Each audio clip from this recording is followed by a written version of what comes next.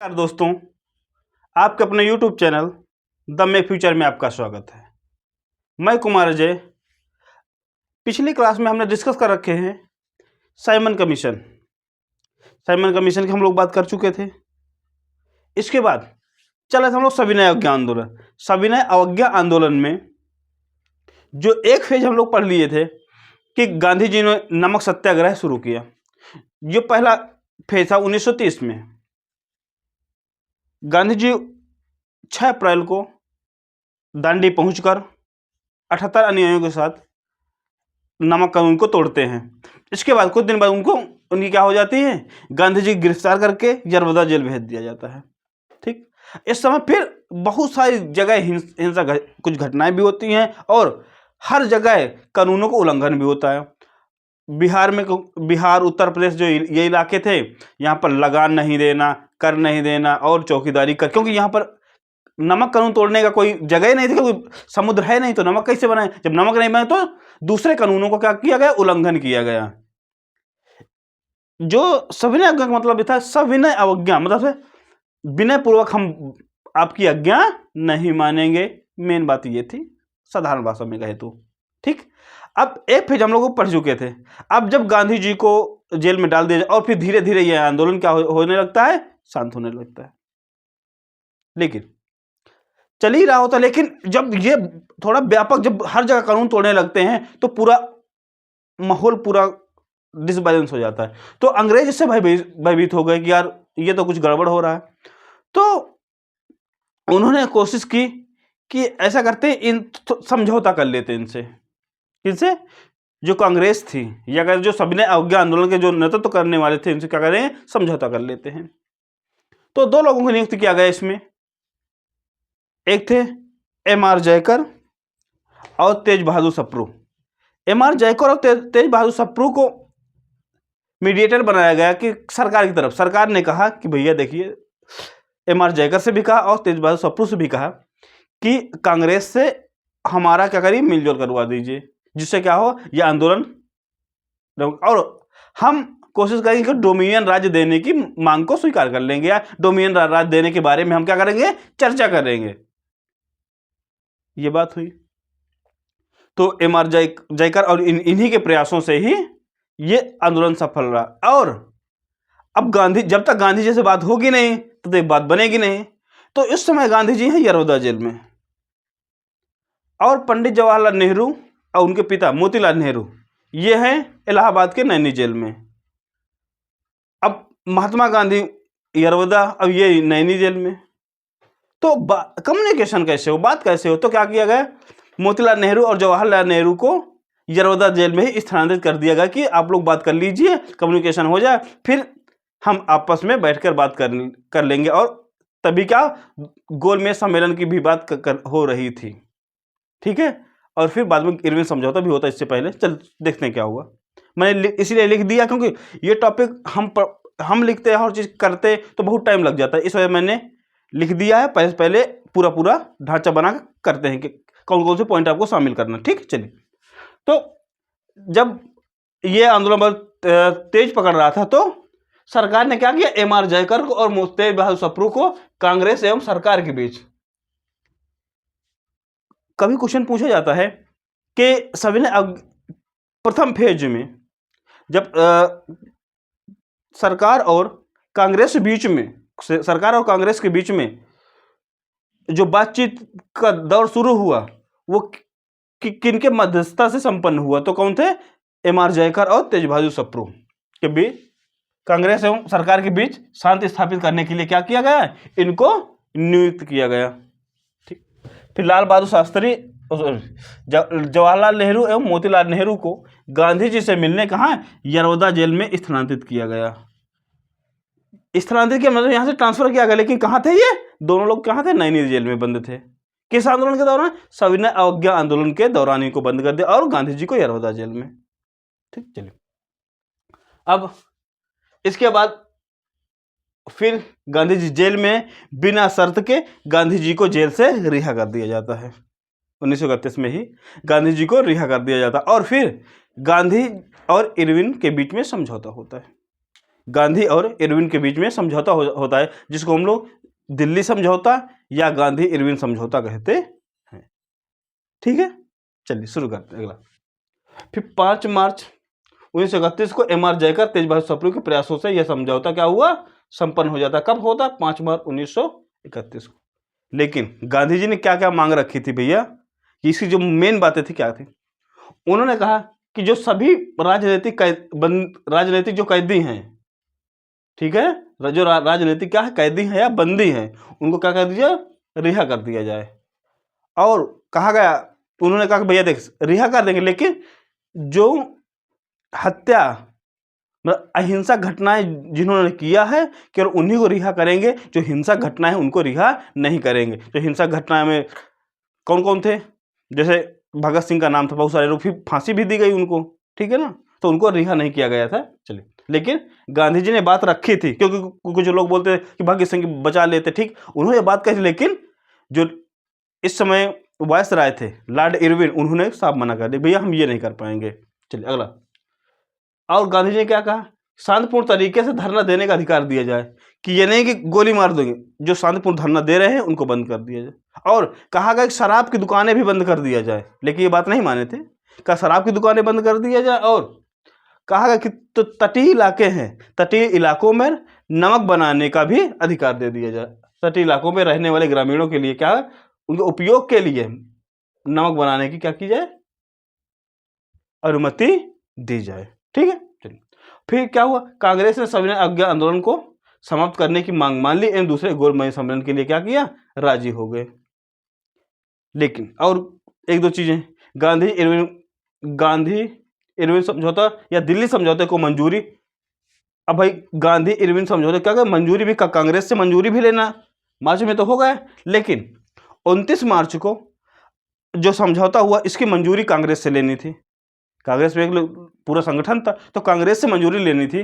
तो ये अधिवेशन होता है 29 मार्च को, कांग्रेस का कराची अधिवेशन होता है, जहां पर गांधी जी का कराची में बहुत जल्द बहिष्कार किया जाता है। क्यों, क्योंकि लोगों को लगता था कि भगत सिंह, राजगुरु, सुखदेव को क्या ये फांसी से नहीं बचाए हैं, गांधी जी की गलती है, उन्होंने ऐसा कहा।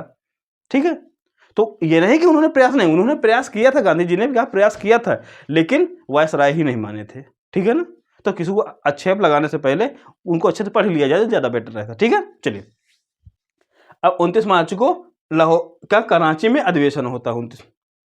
फिर इस अधिवेशन में क्या कहा गया, उसको तो पारित किया गया, किसको, जो इरविन समझौता क्या किया गया, दिल्ली समझौता उसको पारित किया गया। और यही नहीं, उसमें पूर्ण स्वराज के लक्ष्य को दोहराया गया, कि भैया हमको क्या, पूर्ण स्वराज के लक्ष्य को दोहराया गया। इसके बाद फिर मौलिक अधिकारों से संबंधित प्रस्ताव भी पेश किया गया, मौलिक अधिकारों से संबंधित प्रस्ताव पेश किया गया। ठीक है, और इसके अध्यक्ष कौन थे, सरदार वल्लभ भाई पटेल। ठीक है, वही मूल अधिकारों के सब संबंधित मांग रखे थे, ये पॉइंट था। चलिए अगला। अब इसके बाद होता है गोलमेज सम्मेलन, राउंड टेबल कॉन्फ्रेंस होता है। ये जो दिल्ली समझौता इसके पहले जो चल रहा था, उसी टाइम में गोलमेज सम्मेलन कर दिया गया था, जिस समय सविनय अवज्ञा आंदोलन चल रहे थे। ठीक है, जो सविनय अवज्ञा आंदोलन चल रहे थे उसी समय गोलमेज सम्मेलन को चालू किया गया था। चलिए हम लोग चलते हैं गोलमेज सम्मेलन में। ठीक है, इसके बाद क्या हुआ, गोलमेज सम्मेलन आयोजित किसने किया, आयोजित दरअसल वहाँ के जो प्रधानमंत्री थे रामजे मैकडोनाल्ड, उन्होंने गोलमेज सम्मेलन का प्रस्ताव दिया कि हम लोग क्या करते हैं, राउंड टेबल कॉन्फ्रेंस करते हैं और डोमिनियन स्टेटस के हम लोग क्या करें, बात करने वाले हैं। ठीक, चलिए। तो क्वेश्चन कभी कभी गोलमेज सम्मेलन से पूछ रहे थे, कितने गोलमेज सम्मेलन हुए, कितने हुए, दिख रहे हैं आपको 1 2 3, 3 हुए। किस किस में कांग्रेस ने भागीदारी की, किसने तीनों भागीदारी की, कभी कभी क्वेश्चन यहाँ से बन जाता है, तो हम लोग आज देखते हैं। चलिए ऐसे बना लेना, आपको आसानी हो जाएगी। ठीक है, चलिए। तो सम्मेलन है जो गोलमेज सम्मेलन, जो प्रथम गोलमेज सम्मेलन हुआ वो 1930 1930 में हो। कभी कभी ये टाइम पूछ ले तो ये कह सकते हैं जो 12 नवंबर 1930 से 19 जनवरी 1931 तक, 12 नवंबर 1930 से 19 जनवरी 1931 तक ये जो प्रथम गोलमेज सम्मेलन था ये चला था। ठीक, इसमें क्या था, मुस्लिम मुस्लिम लीग, हिंदू महासभा, दलित वर्ग के सम्मेलन ने भाग लिया था। दलित वर्ग ने क्या कहा, इस सम्मेलन में क्या किया था, भागीदारी की, मतलब दलित वर्ग की तरफ से थे डॉक्टर भीमराव अंबेडकर साहब। ठीक है, चलिए, बहुत सारे लोगों ने भागीदारी की। अब जब 1931 में मार्च में क्या हो जाता है, गांधी इरविन समझौता हो जाता है और सविनय अवज्ञा आंदोलन को स्थगित करने के लिए मान जाते हैं गांधी जी। फिर द्वितीय गोलमेज सम्मेलन में भागीदारी करते हैं। तो राजपूताना जहाज से गांधी जी जाते हैं लंदन। किस जहाज से, कभी कोई क्वेश्चन पूछ लेता किस जहाज से गए, तो राजपूताना जहाज से गांधी जी जाते हैं लंदन। ठीक है ना, सरकारी खर्चे से। ठीक, 1931। और ये कब हुआ था 1931 वाला, मतलब से 7 सितंबर 1907 से 31 दिसंबर 1961, से 7 सितंबर से लेकर 31 दिसंबर 1931 तक द्वितीय गोलमेज सम्मेलन। और इसमें द्वितीय गोलमेज सम्मेलन में कांग्रेस की तरफ से किसने भागीदारी की थी, गांधी जी ने भागीदारी की थी। कांग्रेस की तरफ से किसने भागीदारी की थी, कांग्रेस की तरफ से गांधी जी ने भागीदारी की थी। और यही नहीं, मैं यहाँ कुछ पॉइंट आपको नोट डाउन कर दे रहा हूँ, ये तो लिख लिए होंगे ना आप लोग।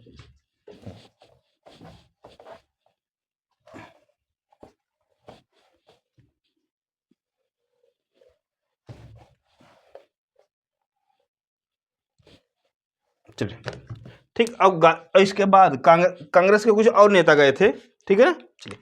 एनी बेसेंट, कभी को कुछ एनी बेसेंट एवं मदन मोहन मालवीय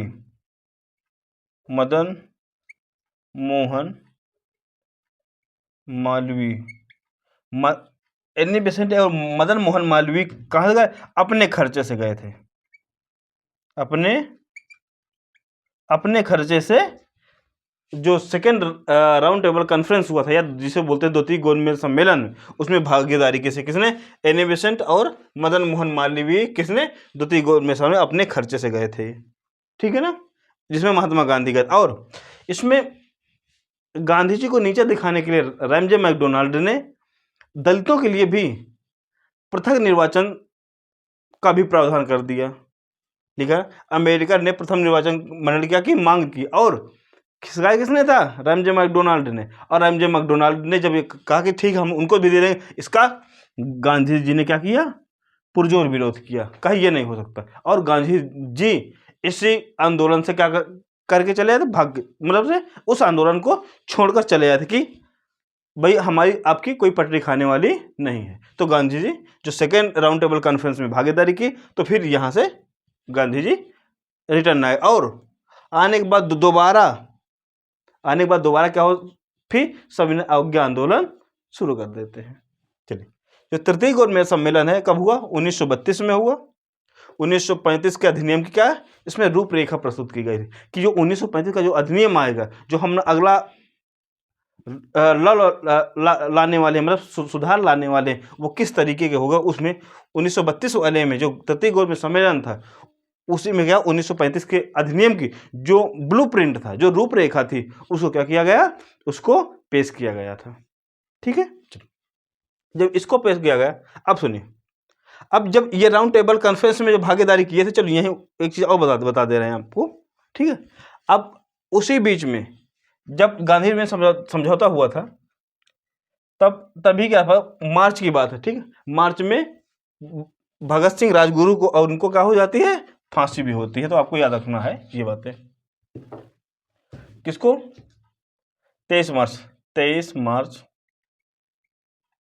1931 और 29 मार्च को, चलिए वो पहले 1930 की घटना थी, चलिए 1931। ठीक है, और यही नहीं, इसके बाद जब 1931 में क्या होता है, गांधी समझौता हो जाता है मार्च में, और तत्काल ही कि कहीं और बड़ा आंदोलन ना हो जाए कि भगत सिंह राजगुरु को बचाने के चक्कर में, इसलिए उसको चुपके से ही फांसी दे देते हैं। तभी गांधी जी का पुरजोर विरोध किया जाता है। ठीक है ना, कराची अधिवेशन में। ठीक है, चलिए 1931 में किसको फांसी दी गई, किस केस के तहत दी गई थी, केस था काकोरी कांड, या काकोरी केस बोलते हैं, काकोरी कांड। किसको दी गई थी फांसी, भगत सिंह, राजगुरु और सुखदेव। और कभी कोई पूछे शहीद ए आजम, शहीद ए आजम, शहीद ए आजम किन्हें कहा जाता है? तो शहीद ए आजम किसको कहा जाता है? शहीद ए आजम भगत सिंह को कहा जाता है। इनको 23 मार्च 1931 को क्या हुई? फांसी हो गई थी। ठीक है, अब 23 मार्च आने वाला है, जिसको बोलो शहीद दिवस के रूप में हम लोग क्या करते हैं, मनाते हैं। कभी क्वेश्चन आपसे पूछ लेता है, चलिए इसके बारे में बाद में बताएंगे। चलिए, फिर जब गांधी जी दोबारा आ गए तो दोबारा सविनय अवज्ञा आंदोलन का यह सेकेंड फेज होता है, इसको शुरू करते हैं। ठीक है, द्वितीय गोलमेज सम्मेलन में भाग लेने के पश्चात गांधी जी 28 दिसंबर 31 तक चला, लेकिन बीच में ही गांधी जी छोड़ के चले आए थे। तो 28 दिसंबर 1931 को भारत का क्या हुआ? गांधी जी भारत आ गए, मतलब बंबई आ गए थे 28 को।